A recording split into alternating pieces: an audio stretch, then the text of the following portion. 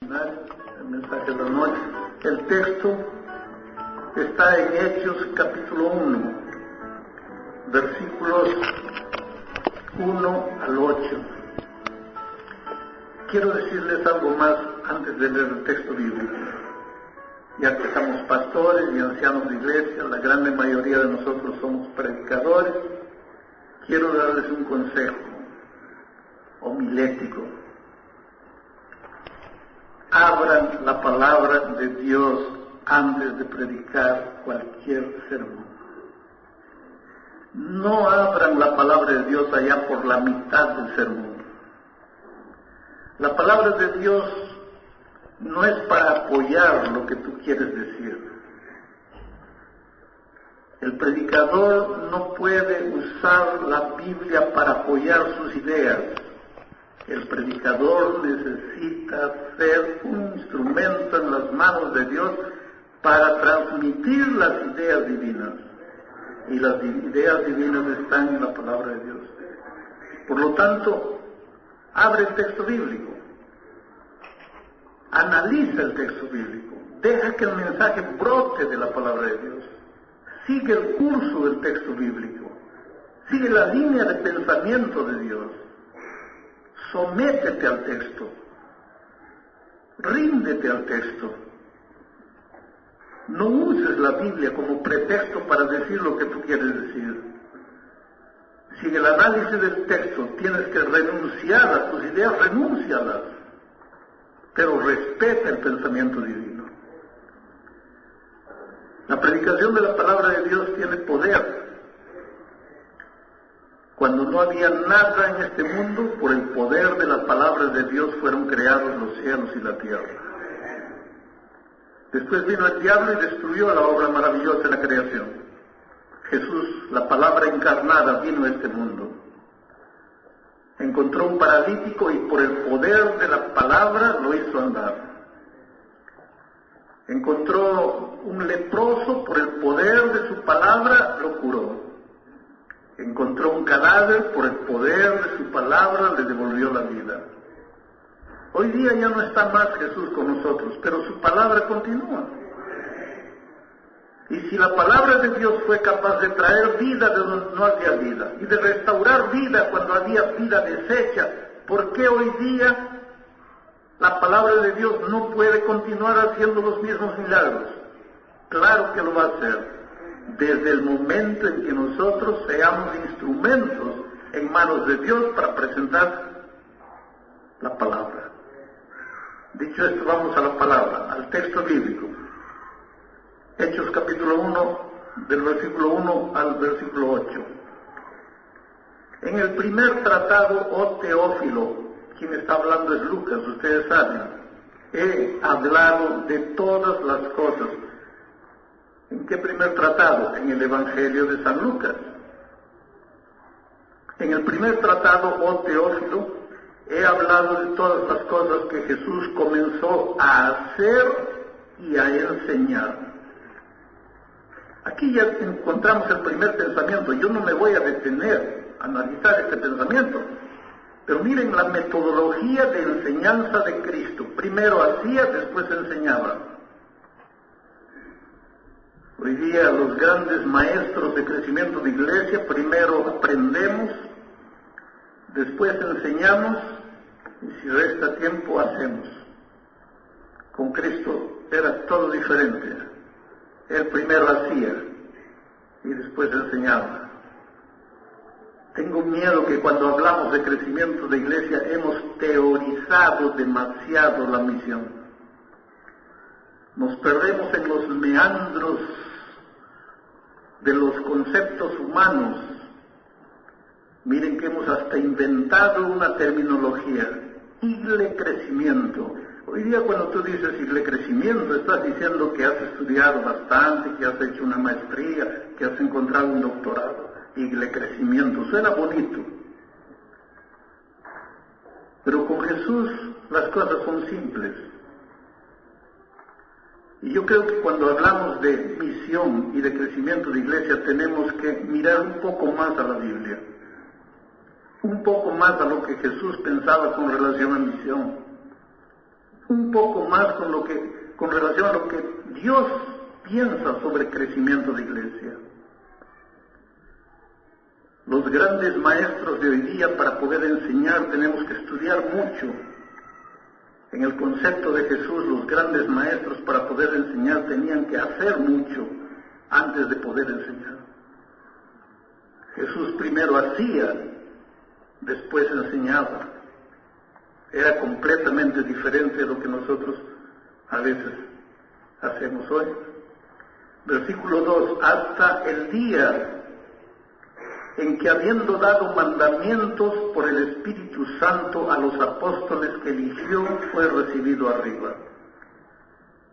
¿De qué mandamientos específicamente se está refiriendo aquí?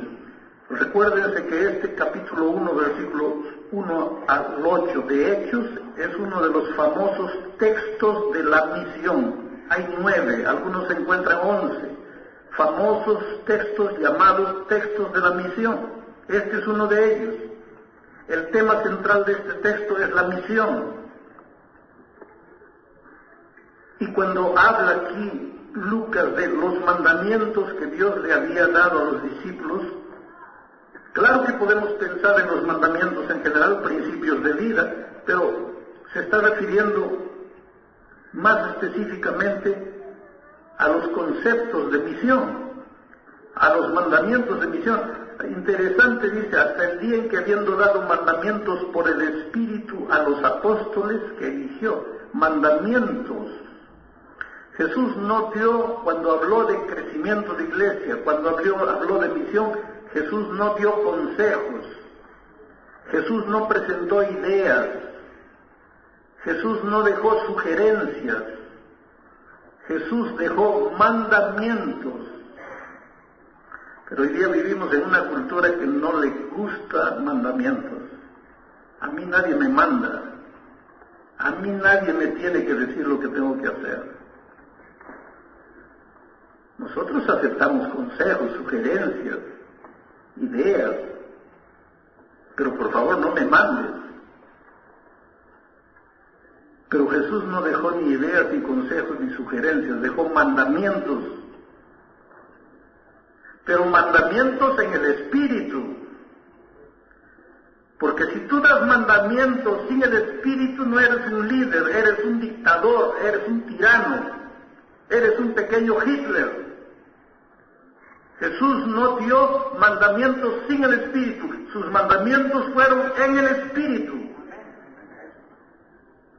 El líder tiene que saber de dónde viene y tiene que saber para dónde va. El líder tiene que saber lo que quiere. El líder tiene que tener el paso firme. El líder necesita tener opiniones. El líder necesita mostrar el camino, presentar las pautas,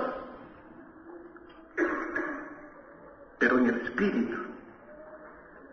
Liderazgo sin Espíritu no es liderazgo.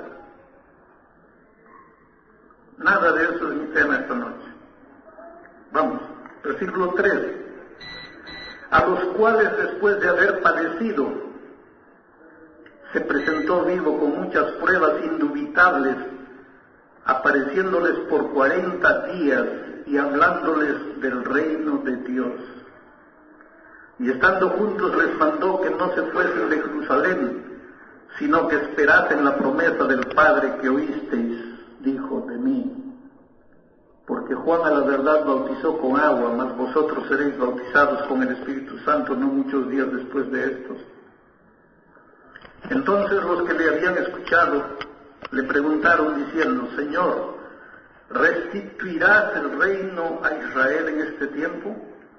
Y él les dijo, no toca a vosotros saber los tiempos o las razones que el Padre puso en su sola potestad, mas recibiréis la virtud del Espíritu Santo que vendrá sobre vosotros, y me seréis testigos en Jerusalén y en toda Judea y Samaria y hasta lo último de la tierra. El problema de Jesús con sus discípulos era que Jesús hablaba y los discípulos no entendían. El problema de ellos era que Jesús hablaba en una frecuencia y los discípulos entendían en otra frecuencia. Es interesante esto de las frecuencias de comunicación. Miren, si ustedes van a Brasil y quieren predicar un sermón en portugués y preguntan a los hermanos brasileños, hermanos, ¿es necesaria traducción? Ellos levantan la mano y dicen, no, entendemos todo. Bueno, el otro día, cuando el pastor Folkenberg era presidente de la Asociación General, ustedes saben que él hablaba español, llegó a Brasilia a predicar, y él preguntó, ¿sería necesario, voy a predicar en español, ¿sería necesaria traducción? Y ellos levantaron la mano, no necesitamos, entendemos todo. Muy bien, entonces él predicó el sermón en español, contó la historia de un sapo que un grupo de muchachos querían matar en agua hirviendo. Entonces agarraban al sapo y lo colocaban en el agua hirviendo, y el sapo saltaba. Y el pastor decía, y dentro de un rato los muchachos iban y agarraban nuevamente el sapo. Dentro de un rato, ustedes saben lo que quiere decir dentro de un rato. Pero en portugués la palabra rato es ratón, pericote, no es un pedazo de tiempo. El pastor decía, dentro de un rato, los muchachos agarraban el sapo, lo colocaban y el sapo saltaba. Dentro de otro rato, los muchachos nuevamente agarraban al sapo y lo colocaban. Bueno, terminó el sermón, me encontré con un médico. Le dije, doctor, ¿entendió el sermón? Entendí todo. Lo único que no entendí es la historia del sapo y del rato. No había entendido nada. Pero él decía que había entendido todo. Esto mismo le pasaba a Jesús con sus discípulos. Jesús hablaba. Entendimos todo, no habían entendido nada, nunca entendieron. Les voy a dar algunos ejemplos. ¿Se acuerdan cuando Jesús se encontró con Nicodemo? Le habló del nuevo nacimiento. ¿De qué nuevo nacimiento estaba hablando Jesús? Del nacimiento espiritual. ¿Y en qué nacimiento pensaba Nicodemo? En el nacimiento físico. Por eso hace la pregunta tonta, ¿cómo puedo entrar de nuevo al vientre de mi madre, volver a nacer? No estaba entendiendo nada. Pero si Jesús le preguntase, ¿estás entendiendo lo que te pregunto? Él hubiera dicho, sí, estoy entendiendo, pero no entendía nada. A la mujer samaritana Jesús le habló del agua. ¿De qué agua estaba hablando Jesús? Del agua de la vida. ¿Y en qué agua estaba pensando los samaritanos? En el agua del pozo. Pero si Jesús le preguntase a la mujer, ¿estás entendiendo? Ella hubiera dicho, sí, entiendo. Pero estaba entendiendo todo en la frecuencia equivocada, en otra frecuencia. Miren, por ejemplo, en Marcos, capítulo 8. Lean en sus Biblias. Marcos capítulo 8. Hay un incidente interesante. Jesús estaba en el barco con sus discípulos y entonces el versículo 15, Marcos 8:15, Jesús les mandó diciendo, mirad, guardaos de la levadura de los fariseos y de la levadura de Herodes. ¿De qué estaba hablando Jesús? Cuando dijo, guardaos de la levadura de los fariseos, de la levadura de Herodes, ¿les estaba hablando de qué? De la influencia. Les estaba diciendo en otras palabras, cuidaos de la influencia espiritual mala de esos hombres. Pero miren lo que sigue a continuación. Y los discípulos discutían los unos con los otros diciendo, nos está diciendo esto porque no hemos traído pan. No entendían nada. Claro, ellos escucharon, levadura tiene que ver con pan. El versículo siguiente. Y como Jesús les escuchó, les dijo, ¿por qué discutís el hecho de no haber traído pan? ¿No consideráis todavía? ¿No entendéis? ¿Aún tenéis endurecido vuestro corazón? Teniendo ojos no veis y teniendo oídos no oís. ¡Qué decepción! ¡Qué decepción! 3 años Jesús pasó tratando de que ellos entendiesen las cosas espirituales, pero los pobrecitos solo pensaban en las cosas materiales. Y no era solo la samaritana, no era solo Nicodemo. Eran los que vivían a su lado, los propios discípulos, porque en esta ocasión el diálogo era con sus discípulos. Aunque Jesús hizo maravillas y habló de muchas cosas, de diferentes temas, ese es un desafío que les lanzo a los pastores, hagan un análisis completo de todos los temas que Jesús predicó durante los 3 años, se van a sorprender con la cantidad de tópicos que él tocó en su predicación. Aunque Jesús habló de todo, el tema principal de Jesús era el reino de Dios, la naturaleza del reino de Dios.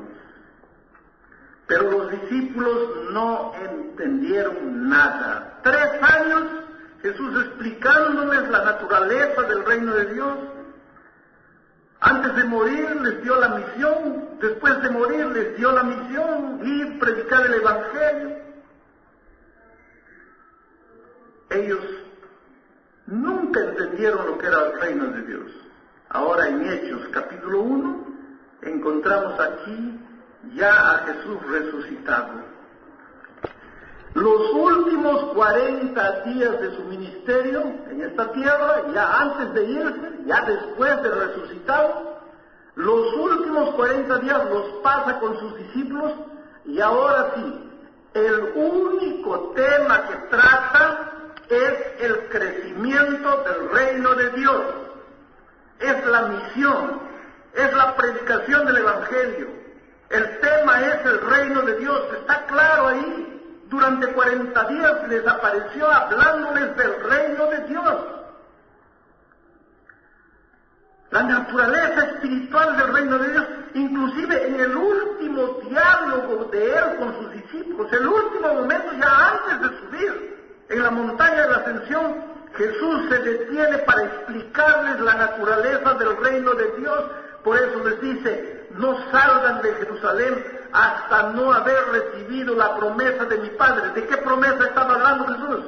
Del Espíritu Santo. ¿Por qué? Porque para hacer crecer el reino de Dios solamente en el poder del Espíritu.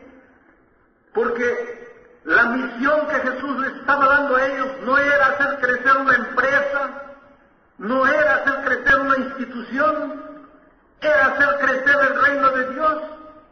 Por eso les dice, no se atrevan a salir, a hacer crecer cualquier cosa. Tengan seguridad que han recibido la promesa de mi Padre, el Espíritu, porque sin Espíritu no pueden construir el reino de Dios. Y después les explica la diferencia que hay entre las cosas que se ven y las cosas que no se ven. Menciona el bautismo de Juan, bautismo de agua y el bautismo del Espíritu. Oh querido, cuando tú te bautizas con el bautismo del agua, todos vienen aquí adelante con máquinas fotográficas, con filmadoras. La iglesia se levanta, canta, levanta la mano, aplaude. La iglesia se emociona, llora. Todos se ven allí adelante siendo sumergido y levantado del agua. Ese es el bautismo de Juan. Eso es lo que se ve. Tú puedes tocar al candidato, en fin. Pero el bautismo del Espíritu, nadie puede fotografiar. Nadie puede filmar. ¿Tú no ves cuando un miembro de iglesia es bautizado en el Espíritu? Como Jesús le dijo a Nicodemo, tú puedes ver las consecuencias, tú puedes ver los frutos, pero tú no lo puedes tocar. Lo que Jesús le estaba explicando es la diferencia que hay entre el reino de Dios y el reino de los hombres. Al reino de los hombres tú lo puedes medir, tú lo puedes fotografiar, tú lo puedes tocar, pero al reino de Dios no. Y cuando Jesús está hablando desde el reino de Dios, un discípulo levanta la mano en nombre de todos y les dice, Señor, ¿Será en este tiempo que vas a reconstruir el reino a Israel? Imagínense la decepción de Cristo. 3 años tratando de que entiendan qué es el reino de Dios. Nada. Los últimos 40 días hablándoles del reino de Dios. Nada. En el último diálogo que tiene con ellos, hablándoles del reino de Dios, y cuando él espera que ya entendieron, uno levanta. Es el reino de Israel que estás hablando. ¿Qué reino de Israel, querido? Estoy hablando del reino de Dios. Pero los pobrecitos solo tenían cabeza para mirar el reino de Israel, porque ellos pensaban en un reino físico, con soldados, con generales, con armas, con fuertes, con depósito de alimento, con depósito de armas, en algo que se pudiese tocar, algo que se pudiese contar, algo que se pudiese medir. Y Jesús no estaba hablando de nada físico, estaba hablando del reino de Dios. Y tú vas a decir esta noche, qué tontos esos discípulos, ¿eh? Pero qué tontos, qué cabeza dura. Porque hasta el más tonto podría entender. Pero querido, los discípulos somos nosotros. Tengo la impresión que somos nosotros los tontos que todavía no entendemos. Pastor, ¿qué está queriendo decir? Estoy queriendo decir el peligro terrible que corremos de pensando que estamos haciendo crecer el reino de Dios, podemos estar apenas haciendo crecer un reino humano.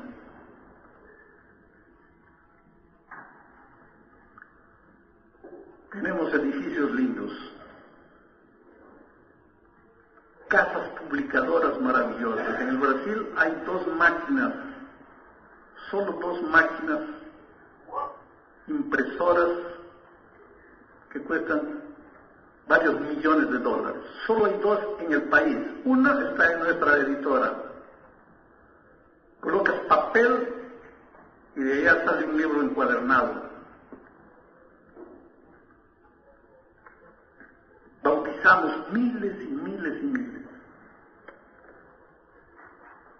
Instituciones médicas, fábricas de alimentos, escuelas, colegios, universidades, templos. Podemos levantar las manos al cielo y decir, gracias a Dios, Señor, estamos haciendo crecer tu reino. Espera un poco. El reino de Dios, yo quisiera que sí, que sea el reino de Dios. Pero el verdadero reino de Dios no tiene que ver con ladrillos, ni con piano, ni con banca, ni con dinero en el banco, ni con 300,000 bautismos. El reino de Dios tiene que ver con vidas.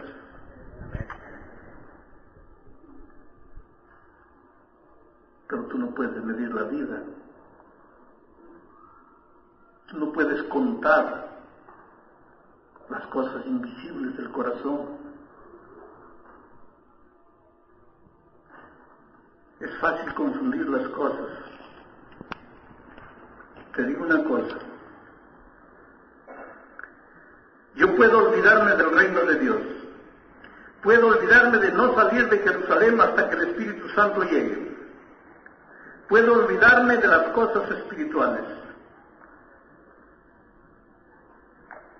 Y puedo concentrarme aquí, usando las técnicas de la psicología, del marketing, de la publicidad, de la propaganda, del gerenciamiento, de la administración.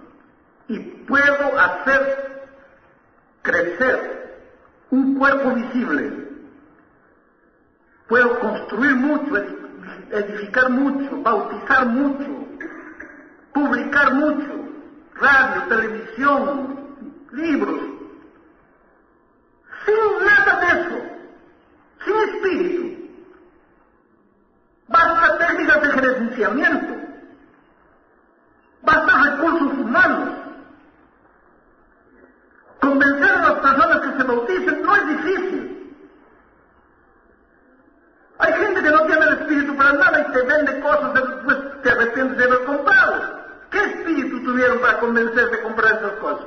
No me digas que para convencer a alguien a bautizarse necesitas del espíritu.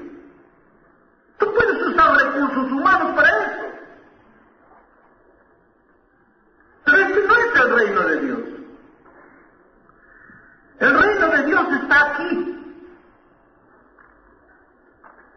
Y tú solo tienes conciencia de que el reino de Dios está creciendo cuando tienes la seguridad que cada miembro está orando más de lo que debe orar todos los días.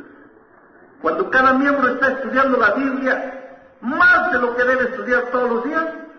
Y cuando cada miembro está trayendo a alguien a los pies de Jesús permanentemente mientras Él viva. Cuando tú ves eso, puedes tener seguridad que estás haciendo crecer el reino de Dios. Ahora, el resultado del crecimiento espiritual de la iglesia, el resultado del crecimiento del reino de Dios, va a ser mucho bautismo. Como hay mucho bautismo y el reino espiritual ha crecido, mucha fidelidad. Como hay mucha fidelidad, mucho dinero. Como hay mucho dinero, muchos templos, muchas radios, mucha televisión, mucho material, muchas Biblias, muchos libros. Pero todo esto como consecuencia del reino espiritual de Dios. Permíteme decir una cosa. Es posible crecer aquí sin crecer nada aquí. Eso es posible. Pero es imposible crecer aquí sin que haya crecimiento allá. Y lo que Jesús quería es que nosotros hiciésemos crecer el reino de Dios y como resultado de eso hubiese crecimiento visible. Pero el problema de los discípulos es que ellos no pensaban en el reino de Dios, ellos pensaban en el reino de Israel, en lo que se podía tocar, en lo que se podía ver.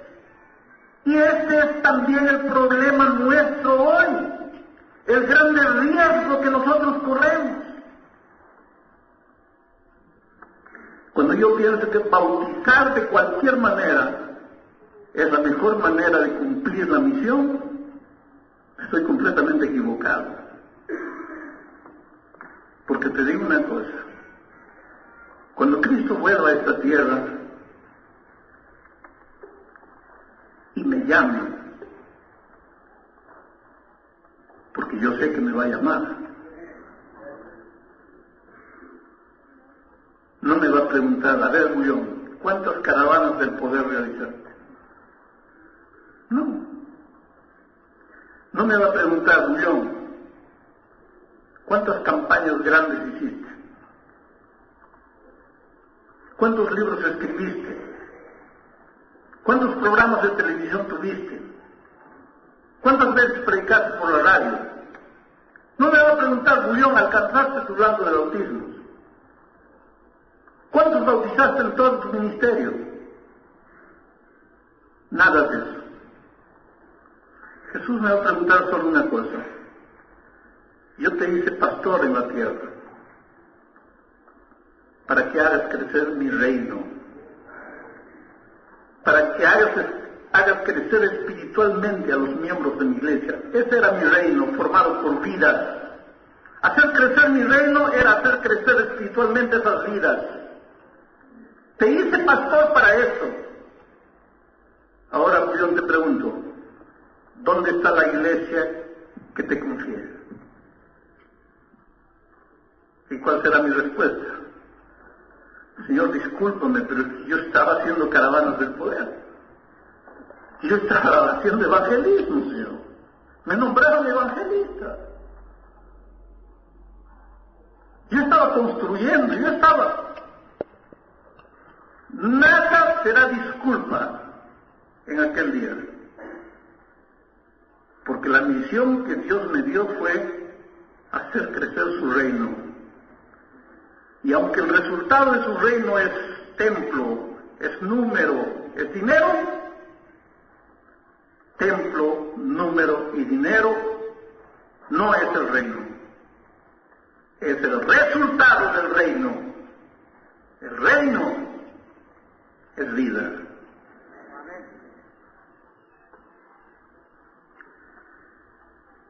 Yo tiemblo, queridos, porque en algún rincón del camino de la larga carretera que estamos transitando, a veces pensando que estamos haciendo crecer el reino de Dios, estamos haciendo crecer el reino de los hombres, usando métodos humanos, llamando obra del Espíritu al arte de convencer personas. Vuelvo a repetir, llamando el trabajo del Espíritu al arte de convencer personas. Y porque bauticé 1000, pensar que estoy cumpliendo la misión. Y no estar haciendo crecer el reino de Dios. Yo soy consciente de cuán solemne es lo que estoy diciendo. Y por favor no se asusten conmigo, porque el seminario está empezando. Vamos a ir hasta el domingo. Y mañana especialmente, que es el día de trabajo principal, vamos a desarrollar este asunto. Y vamos a ver qué es hacer crecer el reino de Dios. El tema de mañana, en la mañana, el devocional, tiene que ver justamente con qué es hacer crecer el reino de Dios. Pero quiero terminar el mensaje de esta noche diciéndoles que a lo largo de mi vida he encontrado gente con la vida destruida, que cuando encontró a Jesús sintió que en su corazón brotaba el deseo de salir corriendo contando las maravillas que Jesús hizo en su vida. El otro día en San Pablo sucedió algo interesante. Hubo una campaña publicitaria en todas las calles de la grande ciudad de San Pablo. Enormes pancartas. Era una declaración de amor. La declaración decía así: negra, te amo. Y firmaba abajo, Negrón. Nunca nadie supo quién era la tal negra y quién era el tal Negrón. Todo el mundo supone que Negrón era un hombre apasionado. Amaba tanto a su esposa, a su novia, no sé, que pagó mucho dinero para decirle a San Pablo todo: yo amo a esta mujer. Porque cuando Cristo se hizo una realidad en tu vida, es imposible que te quedes callado. Y cuando en una división como la nuestra bautizamos 250,000 y sabemos que 150,000 es fruto de lo que evangelistas profesionales hicieron con un grupo de instructores bíblicos, y nos resta 100,000. Y de los 100,000, 80,000 es fruto de lo que los pastores hicieron. Entonces nos resta 20,000. Pero tenemos una iglesia de 2,600,000 miembros. Ahí me pregunto, ¿qué reino de Dios estamos haciendo crecer? ¿Qué reino de Dios estamos haciendo crecer? ¿Cómo puedo saber que un hermano que pasa 20, 30, 40 años en la iglesia y nunca trajo un alma para Cristo? ¿Cómo puedo decir que yo lo hice crecer espiritualmente? ¿Cómo puedo dejarlo sentado? Porque si yo lo dejo sentado, él va a morir. Pero su sangre, Dios la va a demandar de mis manos, porque yo era su pastor y lo dejé de brazos cruzados. ¿Por qué? Porque no tenía tiempo para ayudarlo atraer personas para Cristo. ¿Por qué no tenía tiempo? Porque tenía que alcanzar mi blanco de bautismos. Me salvé. Fui el campeón de bautismos. Pero cuando Cristo venga me preguntará, ¿dónde está Francisco? Aquel hermano lindo y maravilloso que permanecía sentado en tu iglesia sin traer a nadie para Cristo. ¿Qué hiciste tú para despertarlo? Este asunto es mucho más serio de lo que imaginamos. Cuando estamos queriendo que cada miembro de la iglesia traiga a alguien para Cristo, no es porque tenemos que bautizar 1 millón este año. Es porque cuando yo veo en mi iglesia a alguien que no está trayendo a alguien para Cristo, esa es la mayor prueba de que él está completamente perdido dentro de la iglesia. Porque quien ama, quien está apasionado, aquel en cuya vida el amor de Cristo extravasa, él no puede quedarse sentado.